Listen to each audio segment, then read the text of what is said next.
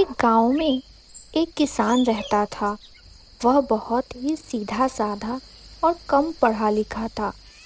उसका कोई भी नहीं था। इसलिए कुछ गांव वालों ने विचार करके उसकी शादी करवा दी। उसकी शादी शोभा नाम की लड़की से हुई। वो बहुत ही ज़्यादा पढ़ी लिखी और होशियार थी। शोभा को मीठा खाने का बहुत शौक था। वो अपने पति को रोज दिन कहती, मेरे लिए कुछ मीठा लेते आओ। लेकिन उसका पति मीठा ना लाने का रोज दिन कोई न कोई बहाना कर देता। एक दिन शोभा को बहुत गुस्सा आया और वो अपने पति से बोली, क्यों जी, आप मेरे लिए मीठा क्यों नहीं लाते? मैं रोज दिन कहती हूँ मेरे लिए मीठा लाओ, लेकिन आप नहीं लाते।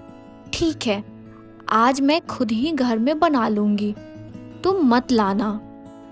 फिर उसके पति ने उसे कहा, नहीं नहीं शोभा, ये गलती तो बिल्कुल भी मत करना।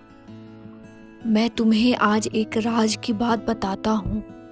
हमारे गांव में ना कोई मीठा खाता है, ना कोई घर में बनाता है। ऐसा सुनकर शोभा को बहुत आश्चर्य हुआ और वह पूछी, क्यों, ऐसा क्यों करते हैं? फिर उसका पति बोला, हमारे गांव में एक चुड़ैल का साया है। उस चुड़ैल को मीठा बहुत पसंद है, इसलिए गांव में कोई भी मीठा नहीं बनाता। अगर कोई बनाता है तो चुड़ैल उसके घर चली जाती है। यह सब सुनकर शोभा बहुत जोर जोर से हंसने लगी। ये क्या कहते हो आप तो बहुत मजाकिया हो। और इतना कहकर वो चली गई, पर उसे किसी भी बात का यकीन नहीं हुआ। अगले दिन पति के काम पे जाते ही शोभा ने कुछ मीठा बना लिया और फिर चुपके से उसे खा भी लिया। फिर क्या था, चुड़ैल को इसका पता चला और वह जोर जोर से हंसने लगी। हा हा हा हा, लगता है आज गांव में किसी ने मीठा बनाया है। आज तो मैं बहुत खुश हूँ और मुझे मीठा खाने को मिलेगा। हा हा हा हा। चुड़ैल फिर शोभा के शरीर में आ गई और फिर शोभा अजीब अजीब सी हरकतें करने लगी। गांव वालों के शोर मचाने पे उसका पति भी काम से वापस आ गया और वो वापस आकर देखा उसकी पत्नी अजीब सी आवाज में जोर जोर से चिल्ला रही थी, मुझे मीठा चाहिए, मुझे मीठा दो। यह सब देखकर उसे कल की बात याद आ गई और वह समझ गया कि उसकी पत्नी ने जरूर कुछ मीठा बनाकर खा लिया है। वह अपनी पत्नी को किसी भी तरह बातों में उलझाकर उसे एक कमरे में ले गया और वहां उसे बंद कर दिया। फिर दौड़ा दौड़ा वह एक बाबा के पास गया और वहां जाकर वो रोने लगा।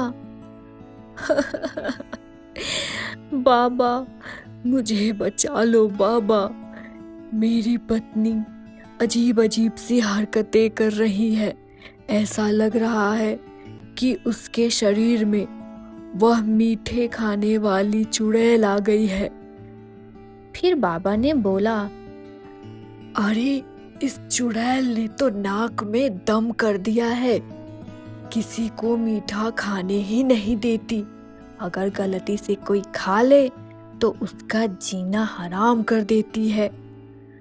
अच्छा चलो, अब मैं तुम्हें जैसा बताता हूँ तुम ठीक वैसा ही करना। किसान ने भी बाबा के हाँ में हाँ मिलाई। फिर बाबा ने उसे कहा, अब रोना बंद करो, मैं एक उपाय बताता हूँ। तुम अपने घर जाओ, आज रात अपनी बीवी को उसी कमरे में बंद रहने देना और कल प्रातः उठकर नहाकर फिर उसके लिए कुछ मीठा बनाना। लेकिन याद रहे, जो कुछ भी मीठा बनाओ उसमें गंगा जल जरूर डालना और फिर उसे भगवान का भोग लगाना। उसके बाद उस चुड़ैल को खाने देना। किसान जब घर आया तो देखा उसकी बीवी जोर जोर से दरवाजे पीट रही थी और बोल रही थी, खोलो, दरवाजा खोलो, मुझे मीठा दो खाने को, मुझे बहुत भूख लगी है, मुझे मीठा दो, खोलो, दरवाजा खोलो।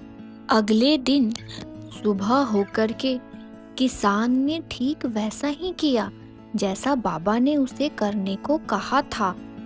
फिर वह दरवाजा खोला और अपनी बीवी को मीठा खाने के लिए दिया। ये लो, तुम मीठा खाओ। तुम मुझे बोल रही थी ना कि तुम्हें मीठा खाना है, मैं वही बनाने में लगा था। अभी तुम्हें जितना मन तुम उतना खाओ। ये क्या, तुमने मुझे रात भर उस कमरे में बंद रखा और अब तुम मुझे मीठा दे रहे हो, वो भी इतना कम। मैं रात भर से भूखी हूँ, मुझे और चाहिए, मुझे और मीठा दो। ठीक है, मैं तुम्हारे लिए और मीठा ला रहा हूँ, पहले तुम ये तो खाओ। और फिर वो जैसे ही मीठा खाना शुरू करती है, उसका शरीर शोभा के शरीर से अलग हो जाता है और वह जलने लगता है। चुड़ैल को कुछ समझ नहीं आता है और वो फिर जोर से चीखती है, ये क्या क्या था इसमें? ये मेरा शरीर जलने क्यों लगा? तभी किसान जोर जोर से हंसता है। तुझे ही मीठा खाने का बहुत शौक था ना, तो अब खा। तुझे क्या लगता है कि मुझे कुछ समझ नहीं आया? मुझे सब कुछ समझ आ गया था कल रात ही, लेकिन मैं तो बाबा के पास गया था उपाय ढूंढने। ये कोई ऐसा वैसा मीठा नहीं है, ये बाबा के मंत्रों से बना मीठा है और अब तू इसमें जल के राख हो जाएगी। फिर तू किसी गांव वाले को परेशान नहीं कर पाएगी और आज के बाद ये सारे गांव वाले मीठा अपने घर में बना सकेंगे और उसे खा भी सकेंगे।